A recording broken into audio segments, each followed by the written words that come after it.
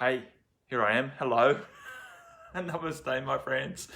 It is, what is it? It's the 15th of July, 2020. Still, it is hopefully I'm in the Bright Light Beings group, and it's Chat with Matt, our weekly Wednesday morning, at least for me here in New Zealand, 9 a.m. Wednesday morning chat, live stream. I'm here for half an hour, basically, to answer some questions or speak to any requests or have a chat about anything that you may be interested in. I'm open to being stimulated into conversation. Perhaps, hopefully, well, the overall intention, of course, is to serve you all. Not so much just to deliver information, but really to open a space where transformation can occur.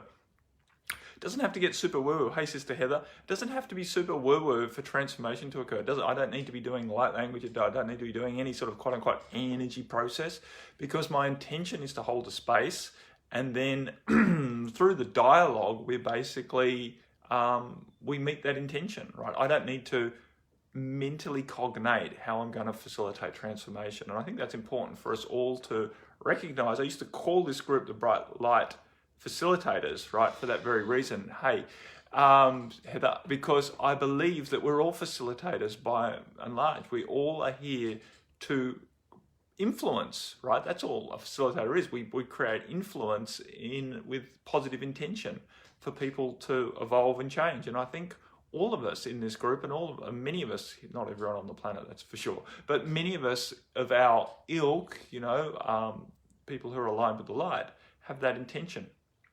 It's not that hard, that's what I'm here to share. I don't believe, I'm super special in any real way. I'm just choosing to hold my intentions very, in a very dedicated way, devoted to them, and I choose to push past the resistance to showing up. Hey, Sister Maggie. And so I push past the resistance to showing up, and I believe in what I do. I don't believe totally in myself. I still have plenty of doubts go through my mind, but I know that while Matt, the personality, has, issues, there's no doubt about that, one of the issues I don't have is my ability to believe that I'm here to show up as a facilitator. And I do that in all sorts of ways. I can do that with just a smile. I can do that with just my presence. I can do that while I'm meditating for large groups of people. And I can do that in conversations like this. Hey, Sister Leslie, how are you? So first and foremost, this conversation is not just me delivering intellectual information, because I don't rate intellectual information that high in the scheme of things. And anything that I'm sharing with you today is just really my belief or our beliefs. Mantara's flowing through, but that you don't need to get super caught up in that. We don't, I don't name drop, I'm not saying, well, this is coming from Mantara, therefore it's important, because it's not. It's not. Things that come through from ascended masters, archangels, and all the rest of it might be quite wise, but it's their wisdom, and that's doesn't really have to mean anything for you unless it does, right? So what's much more important, and Mantara's been very strict with me right from the get-go on this, is that we don't sell the information based on the source.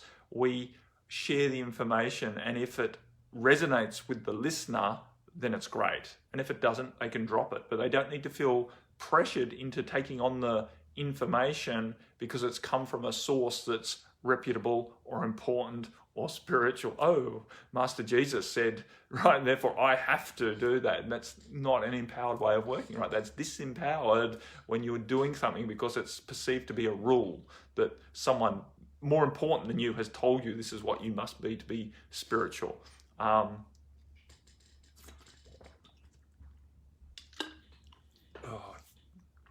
Did I just splash my glasses after I just cleaned them?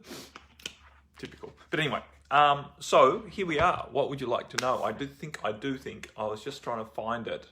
I saw that someone had written a comment on the notification that I put out last night about this. Yes, Sister Zena, who is now in Australia, and was for a long time in Canada.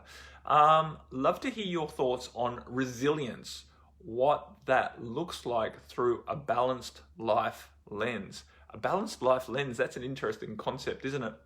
I've talked about balance in a call that I did earlier this year with my group, I believe. It was earlier this year. I did do the call. I definitely did the call on balance, but I just can't remember when. And so we were talking about this idea that balance isn't this still point necessarily. Balance for most of us is a very dynamic thing. It's kind of like when you're doing a yoga pose. Perhaps from moment to moment you do find a center of stillness, but for a lot of the time there's movement going on, even if it's not obvious to the naked eye. Someone viewing you might look like you're still, but inside there's muscles tensing and releasing. There's all sorts of little adjustments happening to maintain your quote unquote balance, e.g. you don't fall over, and that's all the aim of the game is. It's not necessarily to find stillness like a statue. A lot of people with their balanced life lens don't have a very balanced view on balance. They tend to think that balance has to be something super special. I get people talking to me quite regularly. Clients show up and say, I'm just not feeling balanced. And I say, well, what are you expecting to feel? What is this mythical balance that you've been educated into? It's just yet another judgment point that we hold against us. It's, oh, I'm not very balanced. Hey, Sister Janelle, I'm not very balanced in my life right now. And it's kind of like, are you sure you're not very balanced? Oh, yes, because I'm having these thoughts and all of the rest of it. And I said, well, that doesn't necessarily mean you're not balanced. People have an overinflated expectation of what balance should be, and then they keep judging themselves against that, which keeps them out of their happiness, which is far more important than balance at the end of the day. But I get it, and there is a point where we recognize that we are doing something to excess and we need to bring balance back to it. We've gone too far in one direction for our happiness to evolve, and that's happened for a variety of reasons, usually some sort of coping mechanism, and quite often in regards to other shoulds. But it doesn't help us, it never helps us to apply a comparison over the top of our current behavior and then judge ourselves as a failure or wrong or needing fixing based on that. And balance is one of those points that I see many people fall a cropper to. Hey, Sister Anne, fall victim to, right? Judging themselves as not being balanced enough, as if they should be some sort of Zen master without an emotion flowing through their body at all and completely still and serene in all sorts of turbulent conditions. I don't think a real living human who's partaking in the world in an active way, and that's not to say a Zen monk is not, valid, but most of us don't have that luxury. And it's not important. It's not important to be able to live in the world and be, quote unquote, that sort of level of serene and unmoving. Sister Leslie has a complicated dental situation, has been so for quite a while. My teeth really needing attention right now, but so much. I'm going to look at that over here because I know what happens when I start playing with that see more button. I will come back to resilience, by the way. This could be a good opening to that. Here we go. There's me. Here's Leslie. Really need attention right now, but so much fear around what to do. It feels paralyzing. Feels like between a rock and a hard place. I think a big part of this fear is not feeling good about dentists 100% or enough. Difficult to even talk about. Interesting. So no doubt, Leslie, there's some sort of, dental work is some of the most out of control we ever feel, right? Our mouth is open, we feel very vulnerable, and we can't see what they're doing. And, they've got sharp instruments in our mouth. It can be quite reminiscent of very old torture-like experiences. It does leave us many people feel very, very vulnerable in the dentist chair. And let's face it, a lot of us have had some pretty horrendous dental experiences, whether in this lifetime or before as well, because early dentistry was pretty barbaric. But at the same time, a lot of people used to die from not having dental work, right? Infections in the mouth very quickly kill people. I'm not saying that to scare you. It's just, I don't know why I said it, but maybe I did say it to trigger you. It's the truth though. So first and foremost, recognize that there's probably, in your case, a past life entanglement with the dental work. And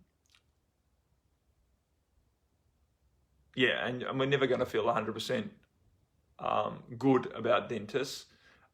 Your job now is to face that fear, basically. It's not going to go away from external situations.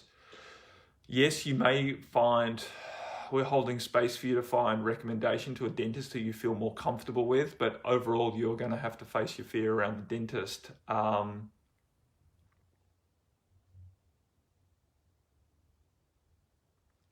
maybe have, you say there's so much fear around what to do, not knowing what to do. No, not know. Okay, so yeah, there's not much I can talk you into here, Leslie, other than saying, understand that the fear is there for valid reasons in distant past, which are not so valid today. Your job is to recognize that and to decipher the difference between intuitive knowing and past life fear, and step past the past life fear so that you can get the work that you need done. At the same time, be very compassionate with yourself.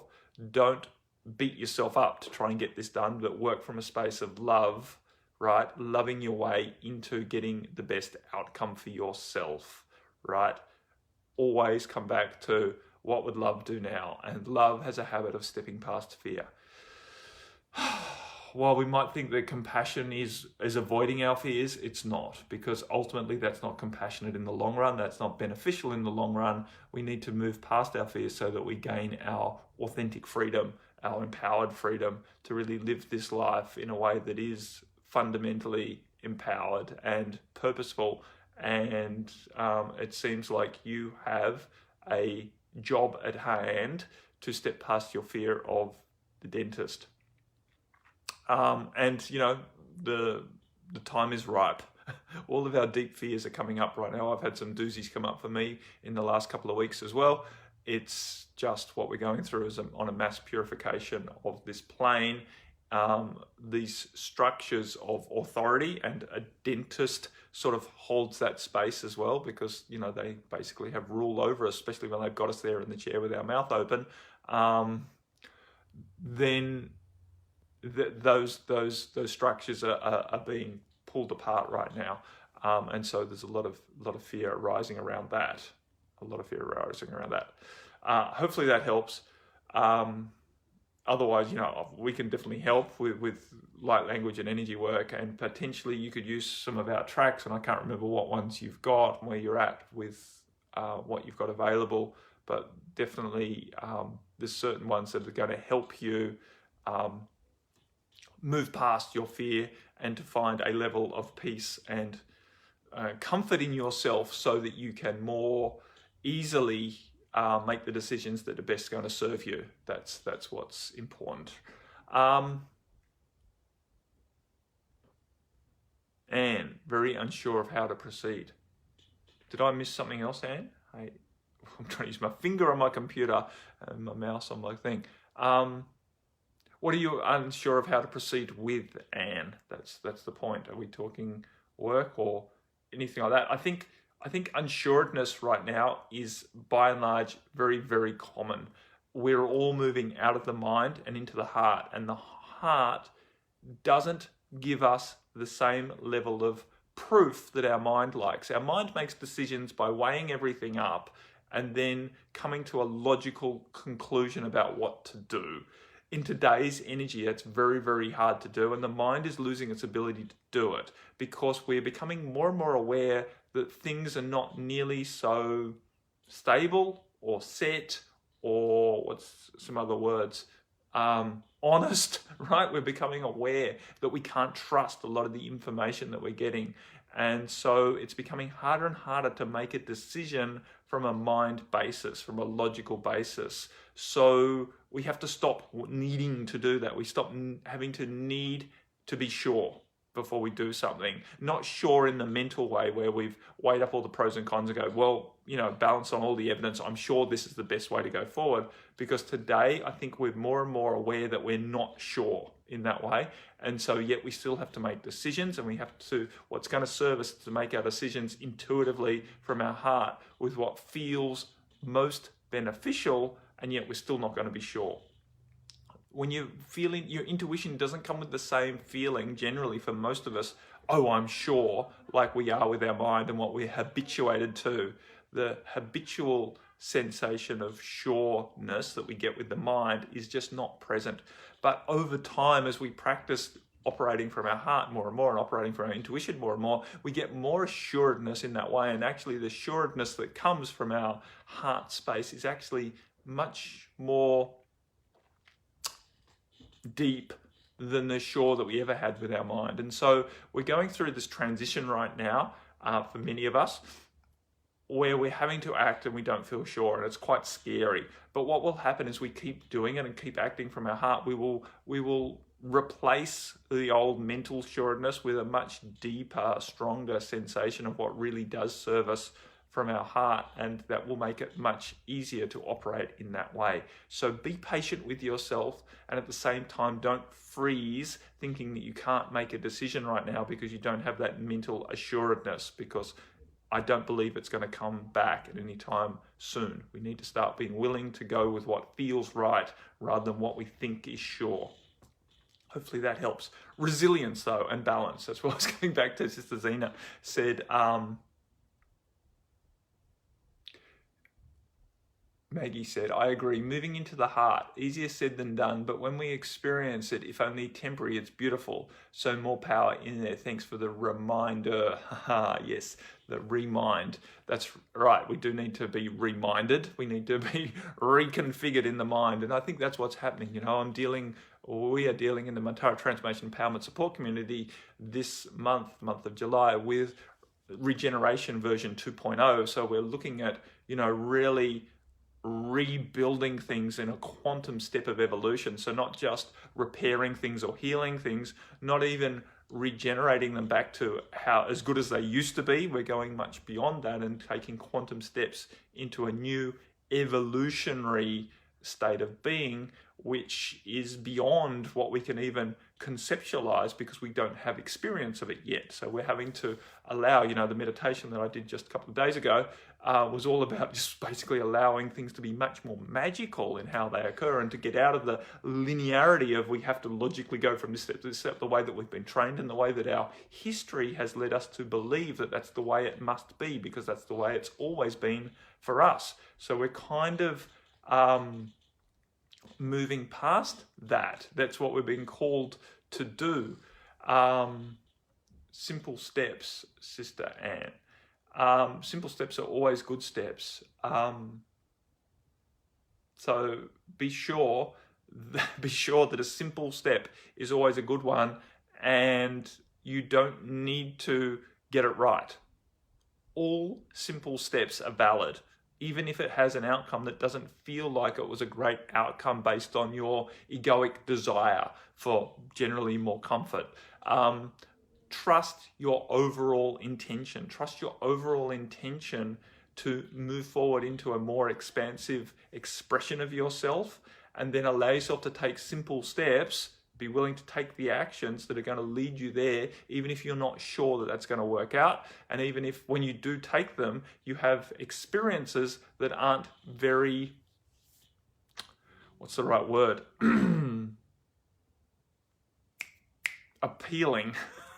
It's not the word I was looking for. Yes, trust that feeling confused is perfect right now. We're all feeling confused right now because the world is very confusing. There's a lot of contradictions playing out, and we can't really tell what's right and wrong. We can't weigh up the evidence. Should you wear the mask? Shouldn't you wear the mask? It's a shit show. Let it go. Let it go. Do what you feel to do in your heart, and don't try and think about it with your mind too much. Don't try and work out what's right and wrong anymore. Just do what you feel, and trust that doing what you feel, you don't need to commit to it forever. It's kind of like, well, I don't feel like wearing a mask today, so I won't. That doesn't mean you're not allowed to wear a mask ever. It's not like you've made a decision, oh, masks aren't for me, right? I know you're talking on a very topical topic, a very triggering topic. Potentially, a lot of people have very divisive views on this issue, very set views, very strong views, and it's not really appropriate because it's such a messy topic. I don't believe anyone should have a strong view on this. I know many of us can see how much manipulation's going on, and many of us are riling up against that, but just because we're being manipulated doesn't mean it might not be the right thing to do. Sometimes. Is it the right thing to do all the time? I don't believe so. So it's not yes or no, masks or not masks. It's when is it appropriate to wear a mask? Not should I wear a mask or shouldn't I wear a mask as a finish point. That's it. No, never mask for me. No, masks are bad for you. Masks stop you getting oxygen. I used to work as a builder. I wore a mask bloody 8 hours a day working hard labour. I certainly didn't drop dead from lack of oxygen or over carbon dioxide. I don't believe that's a true thing. But anyway, some people obviously will feel like they're suffocating, especially with all the fear around whether you should wear a mask or shouldn't wear a mask. It is a crazy world, Anne. So the point that I'm trying to make here is not talk about masks so much, but is to get out of your mind. So there's a lot of people coming for yoga this morning. So it's to get out of trying to do it from your mind and just relaxing into trusting your heart in the moment, and that it does not need to be finite. Final more is more the word I'm looking for. So we don't need to make final decisions with our heart and, oh, this is the way it is and this is the way it always shall be. Understand that when we get out of our mind and into our heart, it's much more flowing, and we don't get caught up in having to maintain points of view for long periods of time. You know, with the mind, we make a decision and then we want to hold that decision. We want to defend it with other people. We want to make other people wrong for not having the same point of view, right? And we defend ourselves against their point of view because they think we're wrong for having the point of view. Just get out of all of that completely and allow yourself to be much more fluid in the moment. And just the answer to anything is, well, I feel to do this in the moment, right? This is what I feel to do right now. It's not that this is the right thing to do, because we get out of right and wrong. It's not, so it's with your simple steps. Get out of what is the right simple step to take and just take a simple step because you feel guided to do it right now, and trust that whatever the repercussion is of your simple step, whatever the outcome is, that it is serving you. Even if it looks like it was a step backwards, it's still serving you. You might be shifting energy. You might be helping to move energy on that's been trapped in your field. And so quite often I will be guided into doing something that turns out to be a complete freaking disaster in terms of normal metrics, right? Whether it's sales or whether it's, whatever we're measuring, what we desire, what we've been trained to believe, what we believe success is, what we believe happiness is, all of those metrics that we use.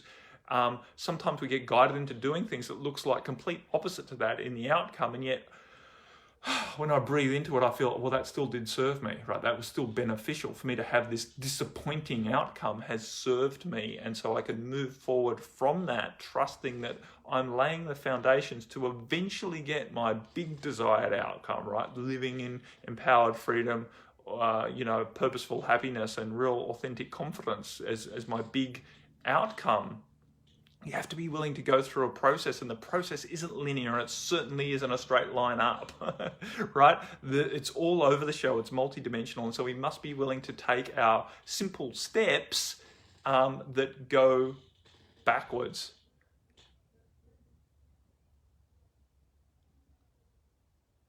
I walk around my caravan park, but then I feel bad that I'm not happy here. So,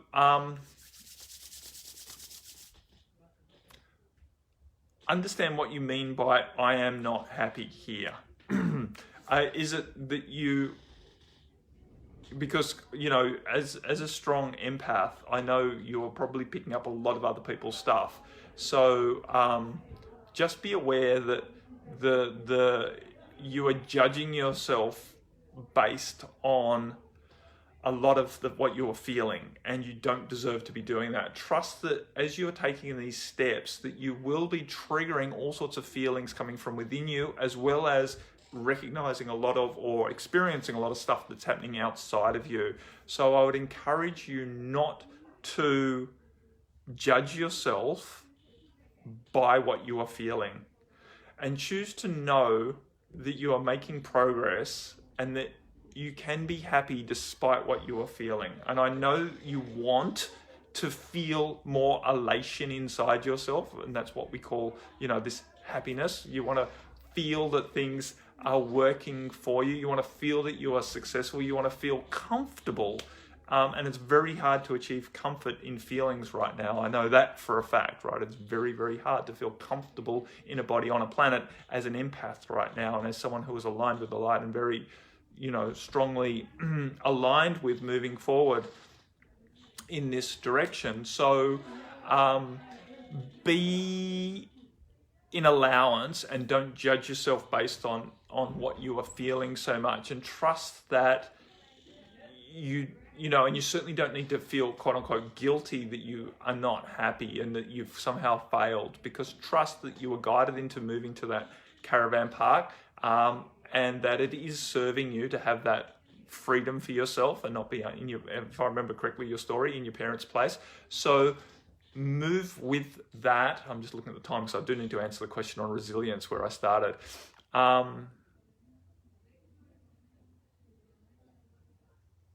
I don't think you should settle for anything, Anne, right? That's the point. Anne wrote in and said, I'm happy here, I'm independent and free, but I do feel guilt that I've settled for this campsite. I don't believe you've settled, right? You don't have to settle. This is a step. This is a step. So at the same time, you don't need to be orchestrating the next step straight away, but allow yourself to enjoy the step that you've taken and trust that it's not the end of the journey, that you haven't settled. You were just there as a transitional, as a progression into your more expansive expression of yourself, right? Which is finding that level of independence and freedom that you really desired. So you've got that now, so enjoy that now, and don't judge yourself based on societal, what's the right word? Societal programming or comparison that, oh, living like a gypsy in a caravan park, right? Not very high up in the status symbols, right? Not very high up in the status. It doesn't fucking matter. It doesn't matter, the status symbol, and it's not an indication that you have somehow settled for less. I know a lot of people, or I know some people anyway, not a lot of people, but I feel that there are a lot of people who are very, very, very happy living in a caravan park, with that level of freedom that it allows them, and it being out of the financial stress of trying to maintain a house and all the rest of it. I know some personally as well who have made that choice to live a much simpler life and are extremely happy doing so, because they've stepped out of the need to keep progressing on the societal's, wheel of achievement, of doing this, getting more and more, money and all of that rest of that stuff. So, and it doesn't mean you're stuck there, right? You are not stuck there. The environment can be very much a trigger too, Maggie. And so just be aware that you, as an empath, Sister Anne, you will be picking up on what's going on around you, and that's okay. Right, I'm going to try and get rid of the calendars telling me to do that. I did successfully. Well done, Matthew. Working his phone without creating issue. Anyway, let's come back to resilience. I'm going to have another quick mouthful. I'm sort of out of time, but that's just normal for me.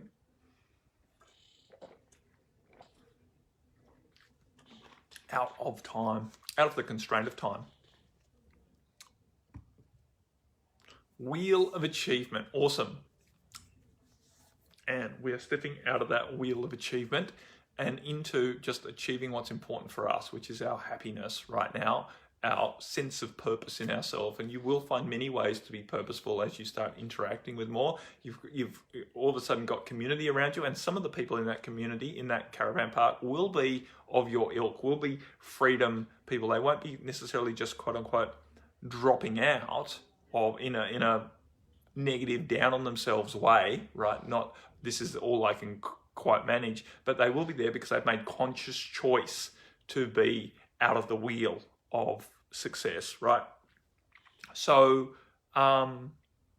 so meet those people. Hold intention that you meet people of a similar ilk to you living in that community, because it will give you a great deal of enjoyment to commune with people face to face who are of a similar ilk, right? Of a similar vibration to you. So be open to meeting people. Very, very important for you.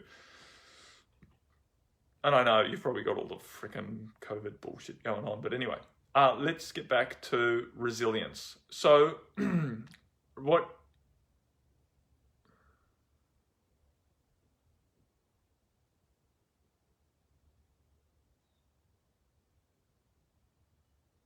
Sorry, I completely started reading something else. So resilience is really, let's look at it. I'm an engineer, right? A mechanical engineer by profession. Resilience is the ability for something to experience deformation, bending, for something to bend under load, and then as the load is taken off, it returns to its normal shape. So it's the ability for something to experience hardship and not break. And not only not break, but be able to spring back into, to not be damaged. Not only to not break, but not to be damaged at all, and to easily come back to center afterwards. So resilience is this ability to go into hard situations and do what you can within those hard situations and not allow it to overly influence the rest of your life in a negative way. Of course, I believe all experiences, hard experiences, help us to grow. So I believe we actually evolve out of them as opposed to get damaged by them. Hey, Sister Mary. So can we talk about resilience in a balanced life view? Having the intention to be resilient is basically to come to an awareness, in my opinion, right? Is come to an awareness of who we truly are as a being of light, and to realize that our physicality, while it is reasonably fragile, and our emotionality and our mentality have a fragility to them, we can overcome that fragility by empowering ourselves with our own light. So for me, resilience comes through from connection to the truth of who I am, connection to the light that I am, and basically regenerating myself with that light, so that even when I'm under stress, even when I'm under strain, even when I'm having a hard time meeting a challenge, and even having quote unquote a breakdown on the personality level, I know that that is not final, and it's not going to have a long-lasting influence on who I am as a person in a negative way. So I'm not going to, there's a lot of talk about, a broken heart, right? That can never be mended. It's BS, right? Everything can be mended. And it's the same as a mental breakdown. He's having a mental breakdown. It's kind of like never going to be the same again. No, more than likely he's going to be fucking more brilliant than he ever was, because he's broken down the mentality that's kept him in a little box, right? So the point is resilience is feeding yourself with the energy that you can have a hard time, and it's not like you have to stay like the Zen master, this idea of balance, that it's unmoving and I'm not being touched by this. Be touched by it. Allow yourself to have the experience of the challenge that you're in, and let it be messy, knowing that ultimately you are very resilient, and you don't need to keep yourself together because you are scared that if you fall apart, you will stay fallen apart. Most of us have a lot of growth through allowing ourselves to fall apart. So don't be scared of falling apart, my friends. Don't be scared of deforming under the load that you're in. You do not need to stay rigid. You do not need to maintain the persona, the face that, I'm coping with this fine, right? Let it get messy. Let it be real, knowing that you are ultimately very, very, very resilient as a being of light, right? And you can allow that resilience to flow through your physicality, your mentality, and your emotionality. So that's kind of, hopefully that's answered the question on, can you talk to resilience from a balanced life perspective? It is basically letting life get as messy as it really is. Life is supposed to be messy. That's why we came here into physicality for, is to have the real experience of,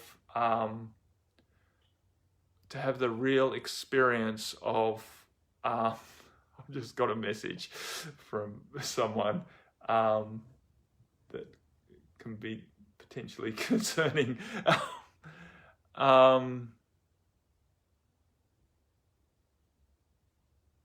Sorry, I'm back. So, and I need to finish this up because I do have a call coming in a moment.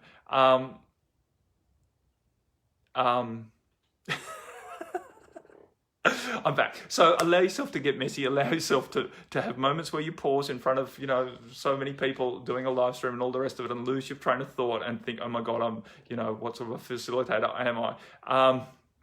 I'm glad you loved the mask talk, Leslie. So, and I haven't read this from Sister Michelle. I feel my purpose right now is to pass on information I find out, especially regarding vaccinations, but people don't want to. Yeah, so understand, Michelle, it's all very well to pass on information that you think is important, but you cannot expect other people to think it's important. So be willing to, if you want to pass on information because you think it's important, then do it. But ultimately, what's most important to pass on right now is to give people the ability to empower themselves beyond information, because all of the information around vaccination is manipulated on both sides of the equation, I can guarantee you. I've seen some, and I'm, haven't vaccinated my children, I haven't vaccinated myself for a very long time. I'm not pro-vaccination at all, but I see a lot of anti-vax stuff going out now that is completely untruthful. It's completely manipulative. And so, it's a lost cause. You can't fight fire with fire that way. So people are trying to, coerce other people to opt out of vaccination by telling them a bunch of bullshit. That's not great, right? And so a lot of information out there, and it's the same with the mask debate, right? There's a lot of information going on both sides of this mask debate. A lot of it is just completely not factual. And ultimately, what I stand for is empowered ability to make choice, conscious choice for people's self based on what they feel. And what I was talking right at the start is we cannot make valid choices right now, valid decisions from the mental field, because all information that we're being presented with currently is manipulated to meet various agendas. And quite a lot of the stuff that's running on the anti-side of things, the anti-establishment, is controlled by the establishment. So they make it more and more farcical to disempower people who want to opt out. They now can label them as conspiracy theorists because they manipulate the data that they're working with. So it's a messy state, right? Same with the racial stuff going on in the Black Lives Matter movement and all the rest of it, right? It's controlled opposition. It's basically preventing change from happening because they radicalize people who are starting to wake up to the fact that the status quo is not right. But then the option of not being in the status quo is marginalized because I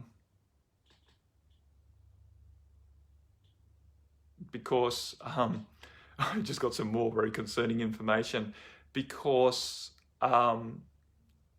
it's a mess. Anyway, my friends, I need to get off this because I do have another call coming in 6 minutes. So I better get to there. Much, much love to you all. Hopefully I answered all the questions as best I could. I apologize if I missed something.